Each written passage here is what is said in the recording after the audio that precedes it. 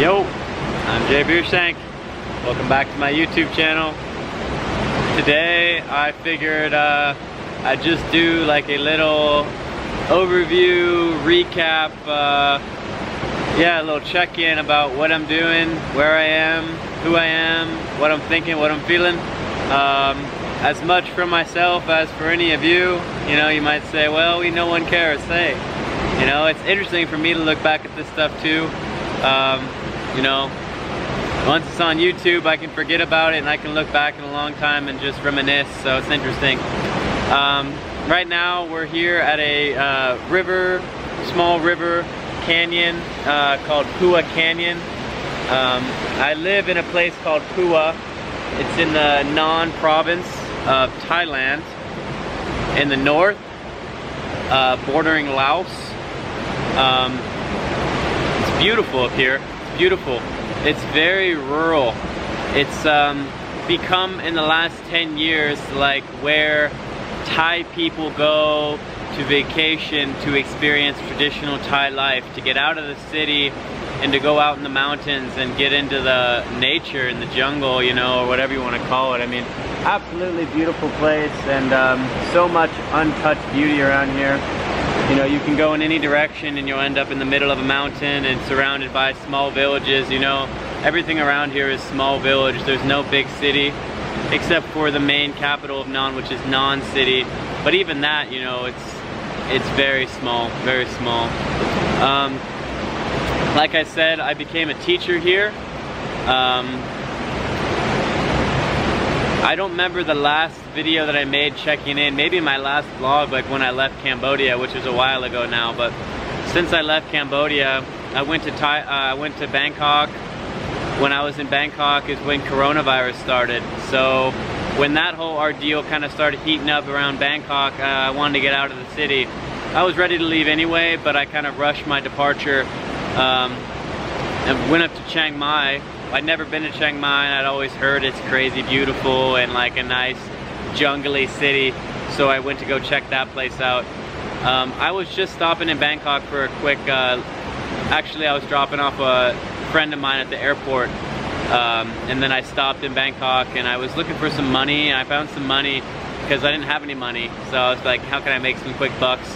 And I got into modeling. I did some modeling for the first time in Bangkok. Made the most money I've ever made in my life, actually, like in 1 hour. So that was crazy. And then so made that quick cash. COVID hit. I was like, I'm getting out of Bangkok. I don't want to be stuck here because they were like closing borders and everything. I did not want to be stuck in Bangkok. Went to Chiang Mai on the train, took a train. My first long train ride. I loved it. I've never been on a train really, and I love trains. At least I loved the idyllic vision I had of trains and train rides. So that was super fun. Then I went up to Chiang Mai, and when I was in Chiang Mai, I was doing some volunteering through a woman who I met on Workaway. That was really, really fun. She really saved my butt, because right when I got to Chiang Mai is when quarantine started, and I don't know, you know, how easy it would have been for me to find an apartment or to find anything to do, you know, to keep myself occupied, because there was nothing open and there was nothing to do, you know, everything was shut down. So I really, her name was Jin. She was my saving grace. She had a backyard, like garden renovation project. And basically, so she had a house on one plot of land, and then next to her house there was another plot which she bought, and she wanted to turn that into like a garden oasis type thing. So when I got there, she had just bought it, and basically it started out with me tilling the land, just tilling, turning up the soil and, you know, de-weeding, and just nice back-breaking hard work, which I really, really was yearning for after my time in Cambodia, because in Cambodia I was chilling, living the island life. If you want to go check out the island life, you can check out a vlog I did of Cambodia. I lived on that island for 2 months. And it was easy living. So then I was yearning to do something, to create something. So it was really fun to help her really create this beautiful garden. I got to do some masonry. I got to make some patios and really just test out, you know, my capabilities as far as what I could do. You know, she asked me what she wanted, and she asked me, can you do it? And I kind of like, you know, I was yeah, we'll see if I can do it. And you know, I tried, and I think a lot of it turned out really beautiful. There were some mishaps, you know, some things went wrong. She had a little bit of an uneven patio, and you know, everything wasn't perfect, but what we were saying was, it's not perfect, but it's practical. And it was practical. It was really fun.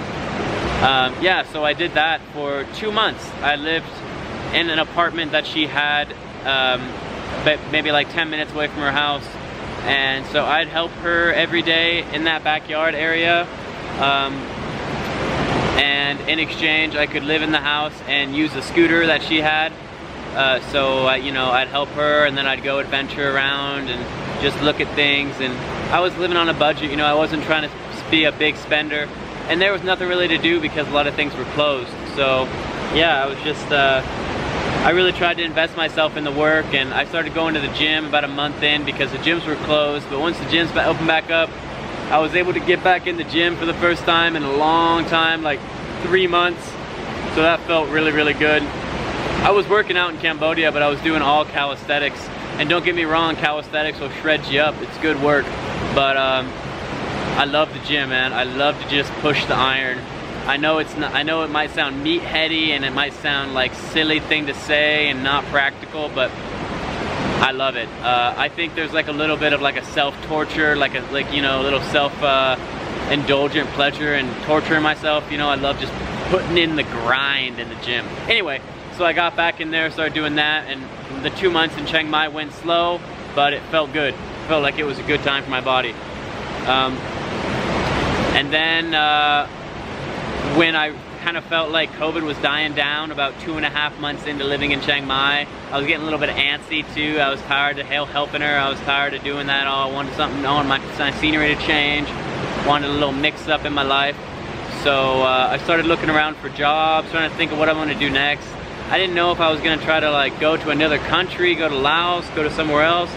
But then my decision got really easy when I realized all the borders everywhere around Thailand were closed.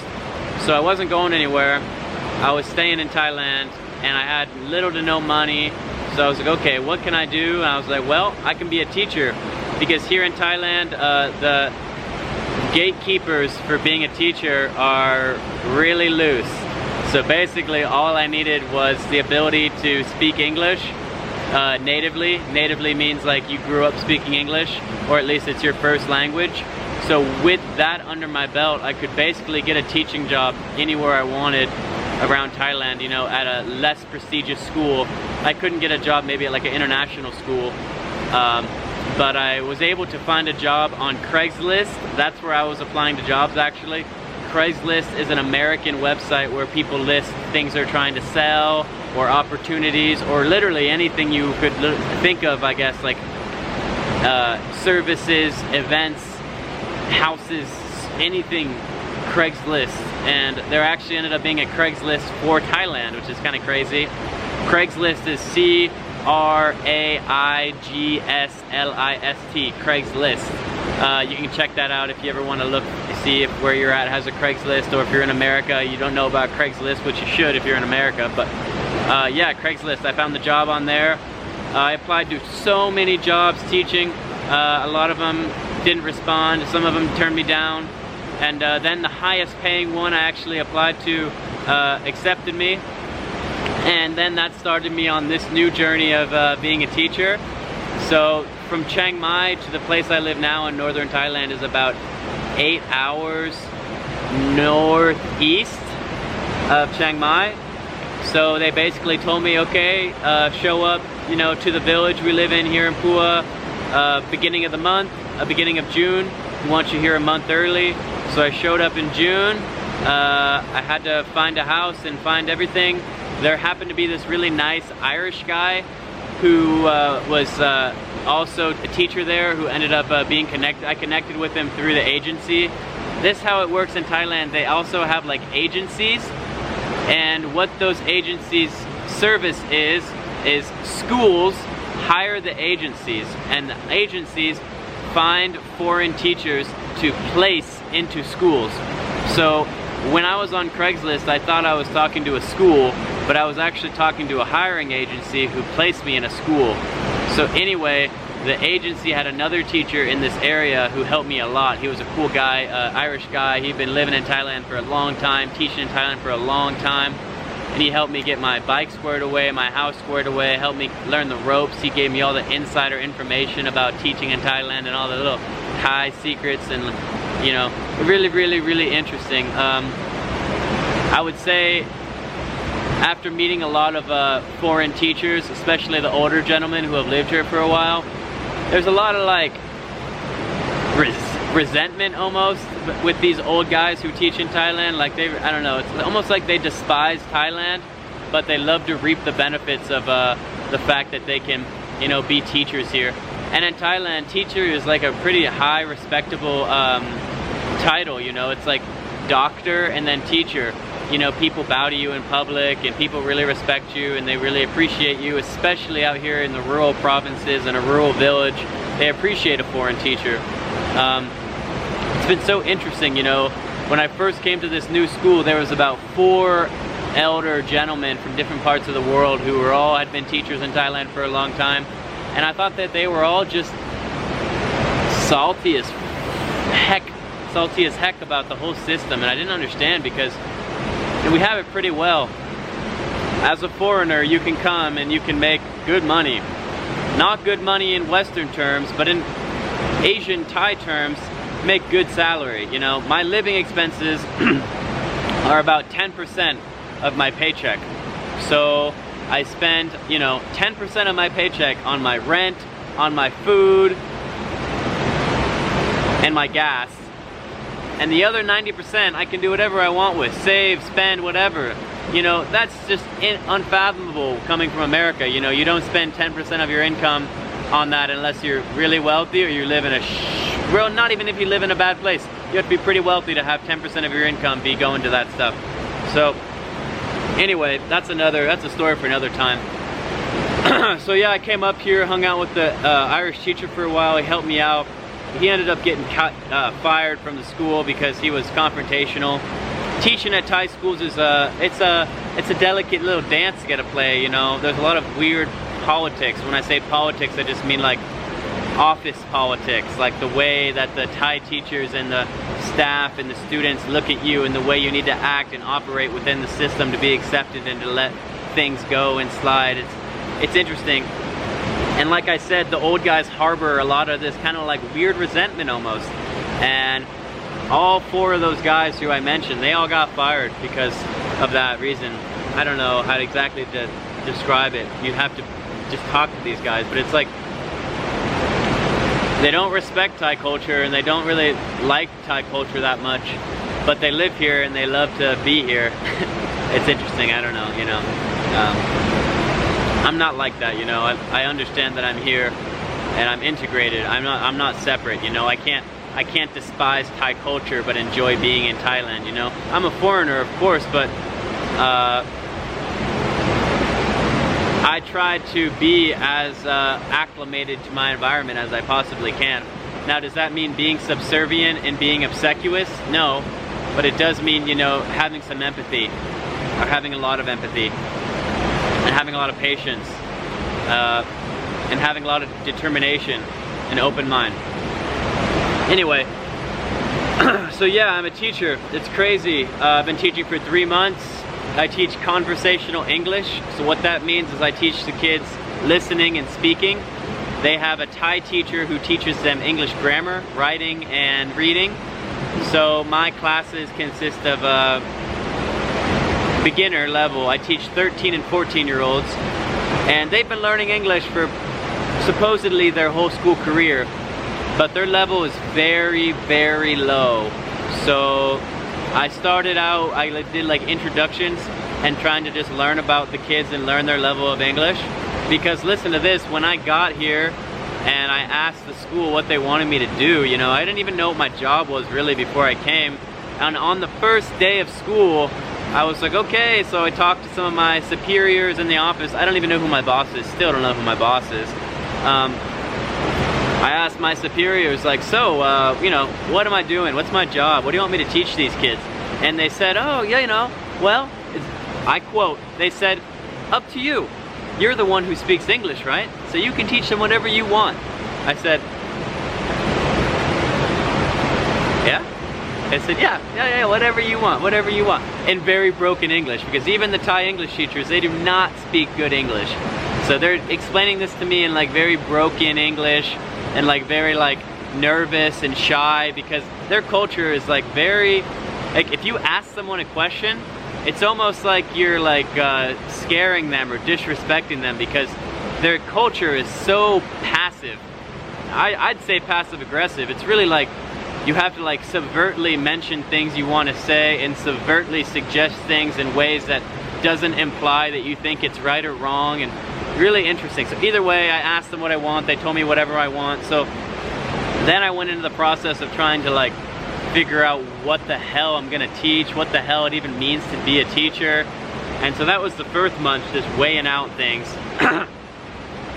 I'd say 3 months in now, I feel really comfortable with being in the classroom, because the classrooms are 40 kids. Majority, 39 out of the 40 kids won't speak English fluently at all. One kid will speak it beginner level. A few of my classes, 2 or 3 kids might intermediate level speak English, but majority don't speak. So you can imagine when you go in there the first day and you're like, hey guys, good afternoon, good morning, I'm Teacher Jay, good to meet you, and they look at you like, Aliwa? Aliwa? Aliwa? In Thai, Aliwa means what? They have no idea what I'm saying half the time. So, you know, it took me a month to kind of start to, okay, how can I construct myself, and how can I, you know, create something that's engaging and interesting for these kids. So now I feel comfortable in that. You know, and 40 kids is a lot to manage.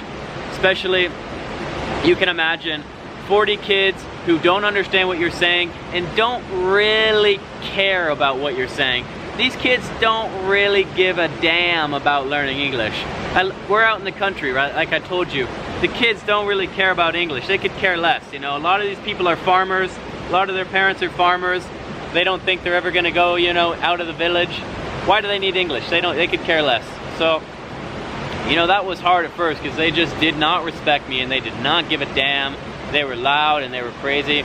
But the first month, I'm trying to implement all of my philosophized ideas about leadership and about being a mentor and about being humble and powerful. You know, I am really trying to lead with love and lead with authority, but do it in a way where I'm not making the kids obey me. I'm allowing them the opportunity to be involved with something bigger than themselves, which is connection and which is growth, which we're trying to facilitate in the classroom. So yeah, the way that I've constructed that was the first month I laid it down hard. I would be really loud, and if the kids were talking, I'd go up to their desk and I'd slap the desk really hard and make a loud noise. All the kids, and they'd stop talking. That was like the first month. I just had to do that a lot and like really like, just like let them know that like, yo, I'm in here to do something. The class is only 50 minutes, you know, don't waste my time. I won't waste yours. I'll try to teach you. I'll try to adjust it to your level so you understand. You gotta give me a chance. You gotta give me a break. You know, you gotta at least, you know, come on, let's work together here. Let's not be enemies, let's be friends. You know, I'll make this fun for you, you make it easy for me, all right? So, first month was that. Now by the third month, the kids respect me and I really enjoy it. We have a great relationship. But I have upwards around 800, 900 students, because I have about 31 classes. Each class has around 40 kids. So you can do the math, 31 times, let's just give it a lower number, say 35 times 31. You're up there, I think about 800. So, you know, I only see them once a week. So it's not super personalized, and like I'm not single-handedly going to teach the kids English. So I just try to get them exposed to English. I try to facilitate conversation. It's a lot of me writing conversation on the board, having the kids have the conversation with each other, have the conversation with me, teaching them simple vocabulary. And I really try to implement things that I've used in my travels around the world, because I don't speak any other language super fluently, but like I've learned enough in most of the countries I've been to be able to get what I need and to be able to flirt and make friends and have a good time. I don't teach the kids how to flirt, but you know what I mean. Like, there's a couple key things you need to have a good time. You gotta be able to ask for certain things. You gotta be able to say a couple different things about food and about people. You got to be able to make a joke or two, you know, be able to use a couple keywords. And yeah, so I do my best to teach that. It's going really good. I really enjoy being a teacher. And in the small village here that I live, you know, there's 2,000 kids that go to the school, and the village can't be more than 5,000 people. That seems like way more than the actual number, but you know, so the kids make up a vast majority of the village. So I see the kids everywhere, and it's really cool to be Teacher Jay. I really feel like a cool, interesting part of the community. I feel respected, I feel loved, I feel accepted. The English level of the village is very low, so I don't feel like I have a lot of friends, but I feel like I have a lot of acquaintances, a lot of people that are, you know, care about me. And like, I have the village market I go to every day. I buy the same things from the same ladies, you know, have connections with everyone. It's really great. So that's that part of my life. Going to the gym a lot, you know, there's a gym here, staying healthy, staying fit. Like I said before, I love the gym. I've been going every day. I've been mixing up my training. I've been training upwards around 10 years now, so you know, I love to mix it up. I love to always experiment. I love to experiment with my diet. I started just cooking my own food. I love to eat Thai food, but diet is more important than anything when it comes to, you know, cultivating a healthy, strong body. So gotta have the diet aspect in place. So I've been cooking my own food and I'm feeling good that way. About 1 year ago, I injured my shoulder over here doing weighted pull-ups. 1 year ago. I did too many. I was just going as hard as I could. I was doing drop sets with weighted pull-ups. So I had like 50 pounds in 10-pound plates, and I do as many as I can, drop 10 pounds. Do as many as I can, drop 10 pounds. And I did that for like 6 sets. And by the last set, I heard something click in my shoulder. It was like a real subtle pain. And over the past year, it's moved across, and now it's over here by my clavicle and my sternum. It's pretty intense pain. So I've been nursing that and trying to figure out exactly how to heal that. I've gone to the doctor a few times, and they told me that it'll be fine. They don't even tell me to stop working out. They tell me it's okay, but it's been persisting for a year now, so I'm doing my best to take care of that. But other than that, I'm feeling rock solid. I feel the strongest in my life. The strength gains in the gym are tremendous. My flexibility is tremendous. I feel good. I feel strong. I have a motorcycle, and I ride the motorcycle everywhere through the mountains here. It's just phenomenally beautiful. It's a really huge, crazy blessing and opportunity that I would have never ever knew existed if I had never moved here, you know. It's crazy to think that there are kids who grow up that from the age of 5, they're zooming around on their motorcycles through the mountain jungles, you know, up in the clouds. You ride up the mountain and you're in the clouds, riding your motorcycle around, zooming around, and the roads are perfect and there's no cars on the road, and then you stop off on a mom and pop coffee shop and get a coffee for 20 cents and overlook the cloudy, misty views of the rolling hills with the spotted villages and the rice fields, and hop back on your motorcycle, zoom somewhere else, and then stop off at a mom and pop restaurant, get a delicious meal for 50 cents to $1, hop back on the motorcycle, boom, boom, boom, zip around, boom, and then go back down the mountain, and then you end up in a village and you realize, holy shit, this is actually my home, I live here. It's crazy. It's crazy. You know, I think it's funny because the kids here, they, you know, they all want to get out of the village, man. They all want to go to Bangkok. They all want to go to Chiang Mai. They all want to go to the city. And you know, it's funny because, like you say, the grass is greener on the other side, right? Like all the people in the city, they yearn for this. All the people in the country, they yearn for the hustle bustle of the city. Grass is always greener on the other side. I think that's why it's good to always go back and forth. Or at least know that the grass is always greener, so don't take it too seriously. Yeah, other than that, I mean, like, what else? Well, my love life is interesting. I had a Thai girlfriend for about 2 months here. She was 35. She didn't speak that good at English. She was an amazing woman. I'd never had a girlfriend before in my life, really, and she was like she did everything, you know. She could cook, she could clean, she had a past, she'd had restaurants, she'd had interesting businesses, she'd had so much of life. You know, she's 35, she'd had a life. It was so interesting to be with a woman that had so much going on, so much she had done. And she didn't speak great English, but you know, we communicated through Google Translate, and I showed her so much, she showed me so much. It was such an interesting relationship. I'd never had someone care about me so much and make me feel so special. Yeah, I feel like since I've been here, like the past couple months, I've really had the most opening of my heart, really being transparent and vulnerable, you know, with people, with the community, with women, with love especially. Me and that woman broke up, and since then I've realized like how much I just want to meet as many women as I can. That might sound bad, but I'm at a point in my life where I just want to taste all the different fruits of love. I was writing about it earlier. I was like, almost, this is maybe a weird thing to you, maybe it's weird to me too, but it's like I was comparing myself to like a sailor, and it's like I want to sail the seas of love. And I almost feel like I was making an analogy for like the seas of love. You're sailing the seas of love, and when you fall in love, you dock at a port, but you never dock for long. You know, you stop at the port, and that's a necessary pleasantry when you're sailing the seas, but then you always come out of the port and you're back on the seas.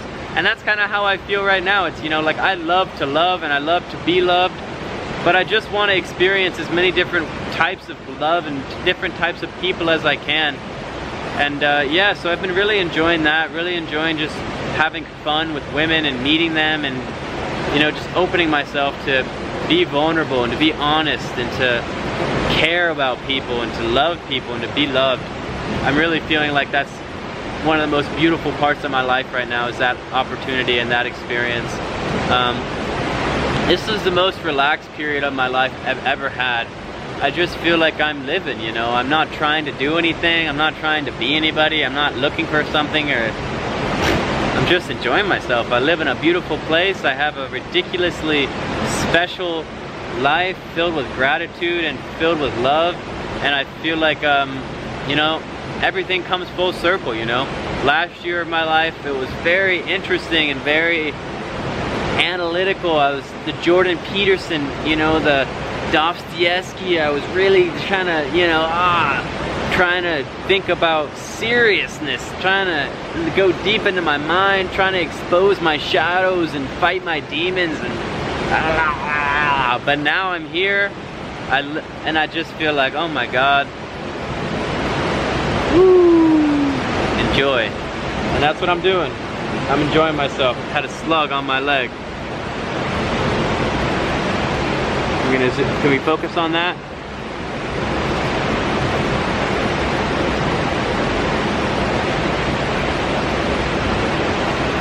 No?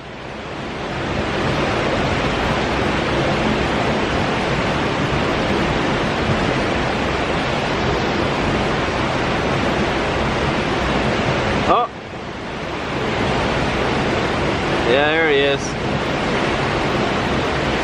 Yep, so life is good, life is crazy. I'm eternally grateful for the opportunity I have to be alive. I'm wishing you guys all the best. I hope everyone is doing what they, I don't want to say doing what you want, but just not being afraid to do what you want because you have things you feel like you need to do. You know, people are so pressured and so stressed. That's one thing I've been noticing too. You know, I thought the pressure was just in, you know, the westernized world or whatever, but as I travel more, I realize that the globalization and the pressure of reality is pressing down on everyone everywhere. Because of why? Because of the phone.